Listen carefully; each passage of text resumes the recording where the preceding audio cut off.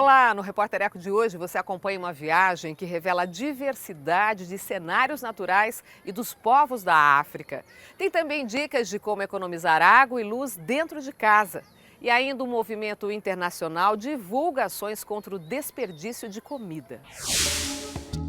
A proposta é colocar na prateleira dos supermercados os produtos considerados feios. Eles podem ser vendidos com desconto e têm o mesmo valor nutritivo de um alimento com a aparência normal. Esta professora ensinou a própria família a tomar medidas simples para poupar recursos, como diminuir o tempo de banho no chuveiro.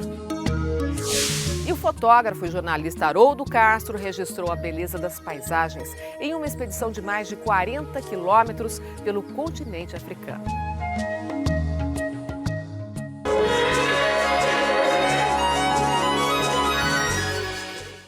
Uma campanha internacional propõe o aproveitamento de legumes e frutas considerados fora do padrão de qualidade porque parecem feios. Esses produtos podem ser vendidos a preços menores. No Brasil, ONGs incentivam ações como essas para evitar o desperdício de alimento.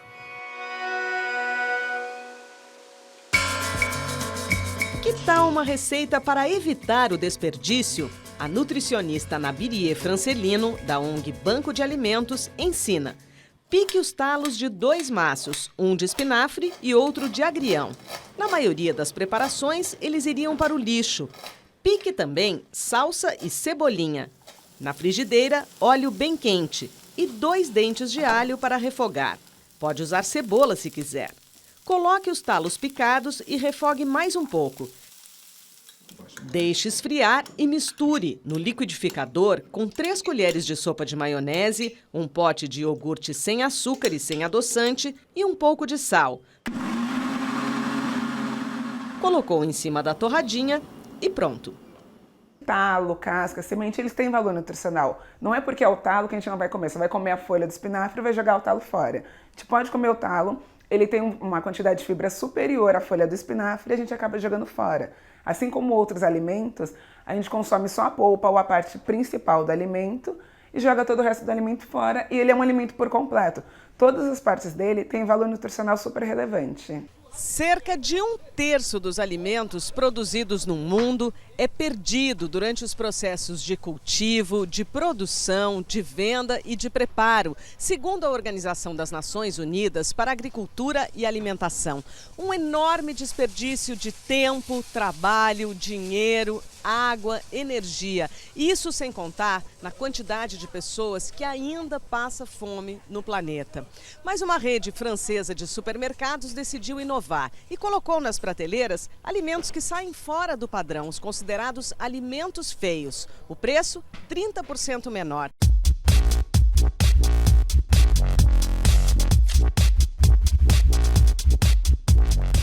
O resultado da campanha: mais de 1 tonelada de alimentos comercializados apenas nos 2 primeiros dias de ação. Para atrair os consumidores, o supermercado preparou sucos e sopas com as frutas e legumes fora do padrão de comercialização. O que a gente ganharia se no Brasil a gente fizesse uma campanha semelhante? Iria reduzir o desperdício. No Brasil a gente desperdiça 39 mil toneladas por dia de alimento, que daria para alimentar 19 milhões de pessoas. Então a gente reduziria o desperdício e aumentaria também o nosso aporte nutricional e reduziria o nosso custo, porque é um alimento, essa campanha que eles fizeram, é um alimento que tem um custo mais barato. Pela questão estética dele, é igual promoção de roupa. Vem com defeitinho, a gente paga mais barato. E cada um de nós pode fazer a sua parte para evitar o desperdício. Educação, desde a infância, é fundamental. E um bom planejamento das compras também. Nós temos essa cultura de fazer estoque, mas o Brasil não é um país que passa necessidade, a gente não precisa fazer estoque. Então a gente fazer a compra de forma adequada, os alimentos que estão próximos do vencimento, que foram comprados anteriormente, pôr sempre na frente do armário, porque a gente vai no mercado, compra a lata de tomate, mas aquele tomate que a gente comprou no mês atrasado está lá no fundo. Quando a gente vai arrumar o armário, já está vencido aquele produto. Então, fazer a compra de forma adequada, consumir o alimento de forma adequada, usando a casca, o talo, as sementes, e cozinhar na quantidade certa. Porque a gente sabe qual é a nossa rotina. Então, são 5 pessoas, cozinha para 5 pessoas, não precisa cozinhar para 8. Porque no dia seguinte ninguém quer aquela comida amanhecida, ela acaba indo pro lixo.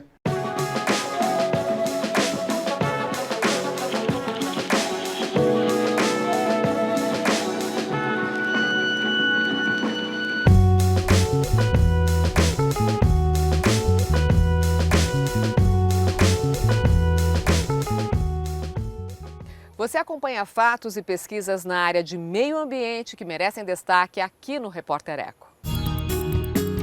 O programa da NASA para defender a Terra de asteroides está atrasado e é insuficiente para evitar ameaças. É o que revela uma auditoria feita pelo governo norte-americano. Uma das falhas apontadas é a ausência de um projeto capaz de mudar a direção de corpos celestes que representem um perigo para o nosso planeta. Um número preocupante. 1 de cada 9 pessoas passa fome no mundo. São 805 milhões de habitantes sem ter o que comer. É o que revela novo relatório da FAO, a Organização das Nações Unidas para a Alimentação e Agricultura. O documento diz ainda que o Brasil conseguiu reduzir pela metade a porcentagem da população atingida pela fome. Uma decisão polêmica. A Comissão Baleeira Internacional autorizou a Groenlândia a caçar mais de 200 baleias por ano. Isso para alimentar os Inuits, grupo indígena que habita o país. Para ambientalistas, essa cota é excessiva e pode ameaçar o maior mamífero aquático.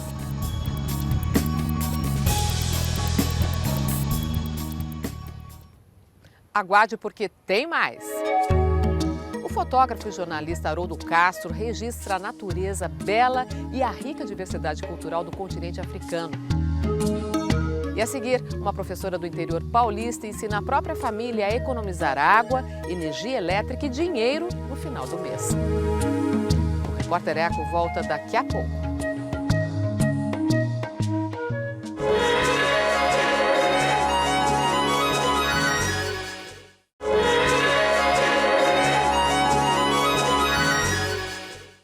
Economizar água e luz é uma lição que se aprende dentro de casa. O exemplo é de uma professora do interior paulista. Com pequenas mudanças de atitude, a família dela conseguiu poupar recursos naturais e dinheiro.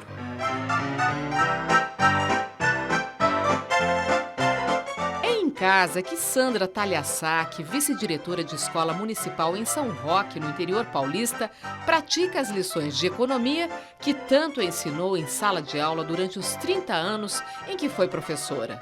Quanto tempo dura o banho nessa casa? Dura no máximo 5 minutos lavando o cabelo. Banho curto e enquanto o chuveiro não esquenta a água, a que ia pelo ralo agora enche um balde.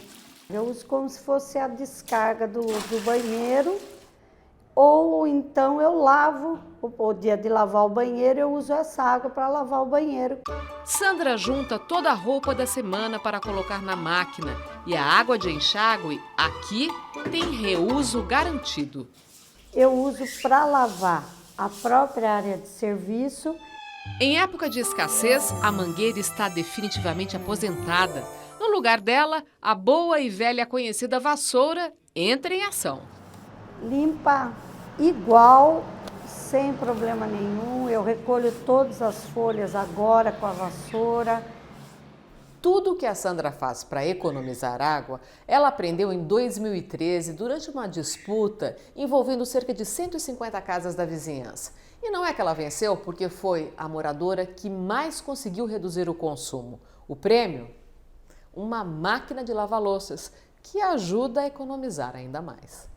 Em 4 meses, a conta de água na casa da Sandra, onde viviam na época da competição 3 pessoas, caiu de cerca de R$ 85 para R$ 16, uma economia de 80%. A economia na conta, é lógico que é ótimo, todo mundo quer economizar. Mas eu acho que assim, é o respeito ao meio ambiente. Eu falava isso para os alunos. A gente sempre fala, a gente sempre trabalha no meio ambiente. Mas na prática, eu não usava, né? Porque eu achava assim que era difícil. E na verdade não é. Aí quando você começa a praticar, você vê que você está respeitando onde você vive.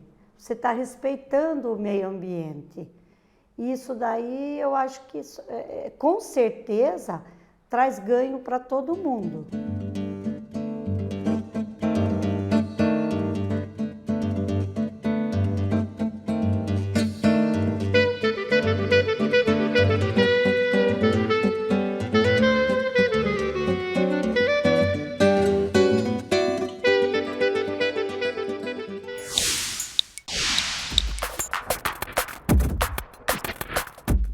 As políticas para o transporte nas cidades brasileiras precisam ganhar prioridade nas discussões durante a campanha eleitoral, porque os problemas são imensos e afetam grande parte da nossa população.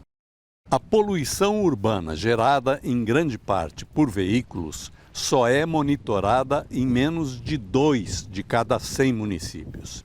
Mesmo na região sudeste, mais de 20% dos municípios não a medem. E em 10 anos, o número de veículos dobrou para mais de 76 milhões. O de motocicletas para quase 17 milhões. A concentração de poluentes no ar no Brasil já é 3 vezes maior que o limite recomendado pela Organização Mundial de Saúde. Mais de 250 mil pessoas morrerão em consequência de doenças provocadas por ela em 16 anos, só no estado de São Paulo. Quase 60 mil na capital do estado. O mapeamento de ruídos em São Paulo foi vetado no plano diretor. E em um ano diminuiu em 175 milhões o número de passageiros que deixaram de ser transportados por ônibus no país. 560 mil por dia. Inclusive porque a velocidade dos coletivos caiu pela metade em uma década com os congestionamentos. O que está em jogo é a qualidade de vida dos cidadãos eleitores, e isso é que precisa ser muito discutido.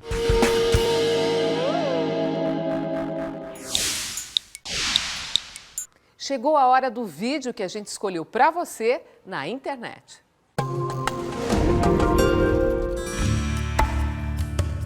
Imagens que revelam o impacto da pesca sem controle nos mares e oceanos. Estas cenas são recentes e foram gravadas pelo brasileiro Tomás Monteiro durante expedição à Ilha Morcego, litoral da Costa Rica, na América Central. A 20 metros de profundidade, uma raia-manta se aproxima do grupo e fica diante de um dos mergulhadores. O peixe, que pode alcançar 8 metros de envergadura e pesar 2 toneladas, está ferido. Tem um pedaço de rede de pesca preso ao corpo. Vítima da pesca ilegal, já que a região é protegida. A linha é retirada. A raia, agora livre, permanece por um tempo e vai embora. Outro encontro inesperado e emocionante. O fato ocorreu em janeiro de 2013 no Havaí, arquipélago norte-americano. Mergulhadores que, por coincidência, fotografavam raias, observam o comportamento estranho de um golfinho nariz de garrafa. Ele nadava devagar e com dificuldade. Conhecido pela inteligência, o mamífero aquático se aproxima e vira o corpo, como se pedisse ajuda. Uma linha de pesca sai da boca e dá várias voltas no corpo dele. O anzol está fincado na nadadeira. Nervoso, o mergulhador tenta romper a linha com as mãos. Não consegue, então pega uma tesoura e chama o golfinho de volta, que colabora com a operação de socorro. Aos poucos, a linha é cortada e o anzol retirado. Depois de minutos, o animal volta a nadar e desaparece nas águas do Pacífico. Mais um final feliz diante dos perigos frequentes que ameaçam as espécies da vida marinha.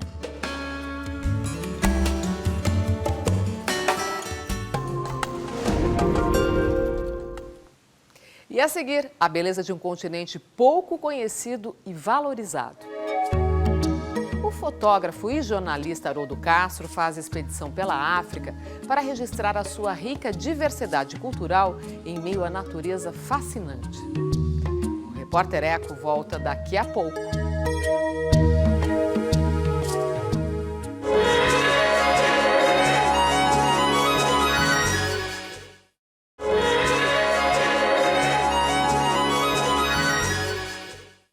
A África é um grande continente formado por paisagens e povos diferentes, além de uma rica diversidade cultural. Influenciou vários países no mundo. Em São Paulo, o Museu Afro-Brasil promove exposições que revelam a beleza e a criatividade dos africanos.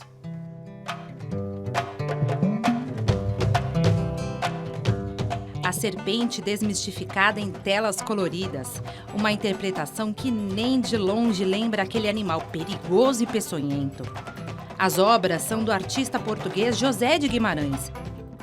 Algumas dessas serpentes até parecem um pouco mais amigáveis, digamos, do que a ideia de que a gente tem de serpente como um animal malvado, né? As telas fazem parte da comemoração de 10 anos do Museu Afro-Brasil, que fica no Parque do Ibirapuera, na zona sul de São Paulo.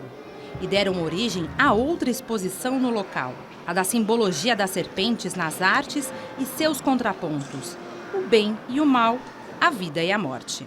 Na religião africana, a serpente é um símbolo de Oxumaré. Oxumaré é um santo africano, do qual ele 6 meses é homem, 6 meses ele é mulher. Essa é a ambiguidade dele. 6 meses ele é serpente, 6 meses ele é arco-íris. Um dos destaques é a obra da artista plástica Carmela Gross.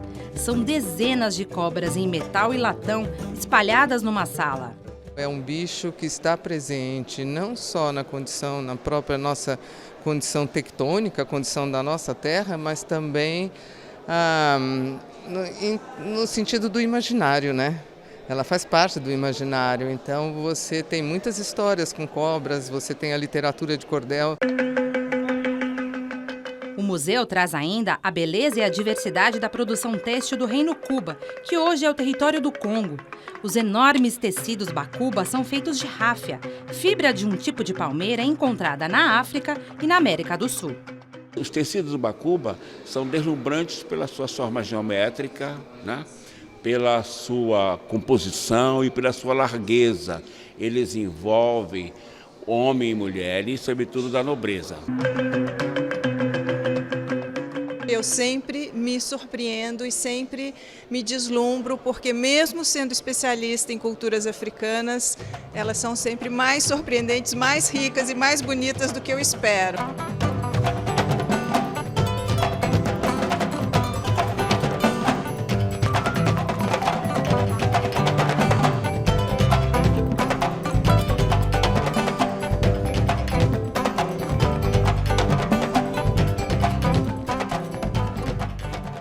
A África foi o destino de uma expedição feita pelo fotógrafo, jornalista e documentarista Haroldo Castro.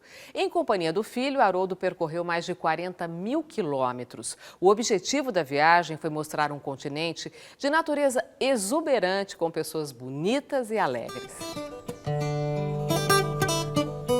Filho de mãe francesa e pai brasileiro, Haroldo Castro nasceu na Itália. Morou em 4 países, entre eles Estados Unidos, onde trabalhou na ONG Conservation International e chegou a ocupar o cargo de vice-presidente de comunicação.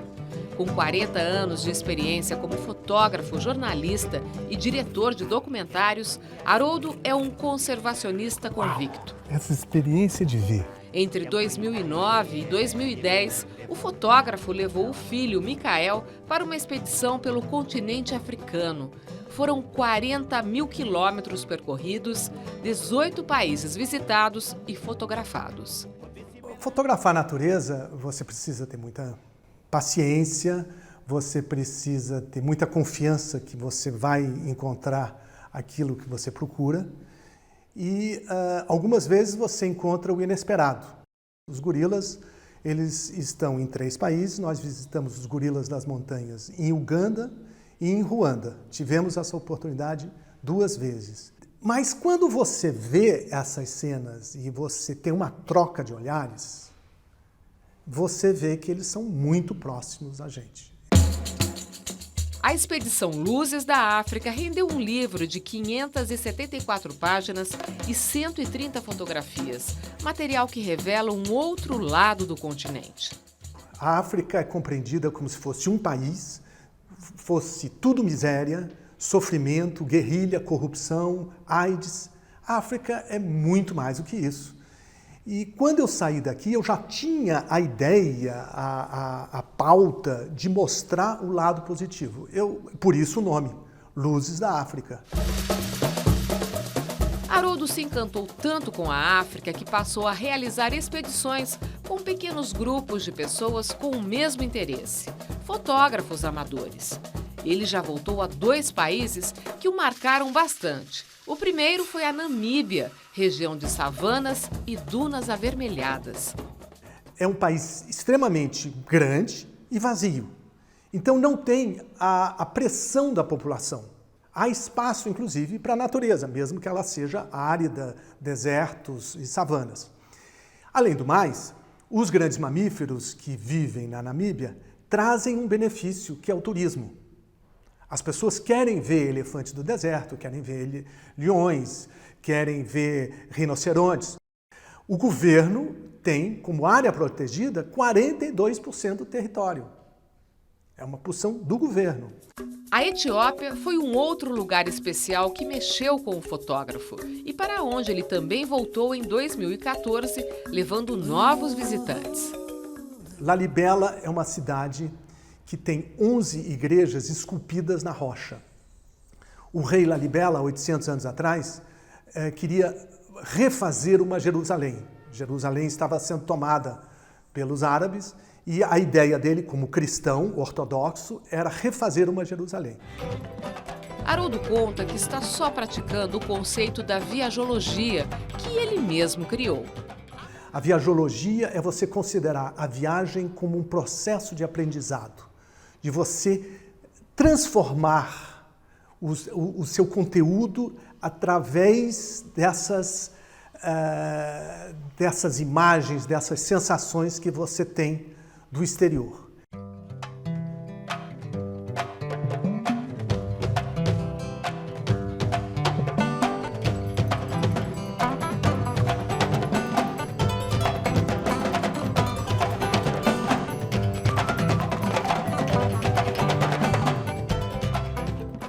Se você quiser rever as reportagens do programa de hoje, entre no nosso site. Anote os endereços na internet. cmais.com.br/repórtereco. No Facebook é só curtir a página facebook.com/repórtereco. E o programa de hoje encerra com um provérbio africano que revela a relação entre viagem e conhecimento. Quem viaja, aprende. A gente se encontra no próximo Repórter Eco. Até lá!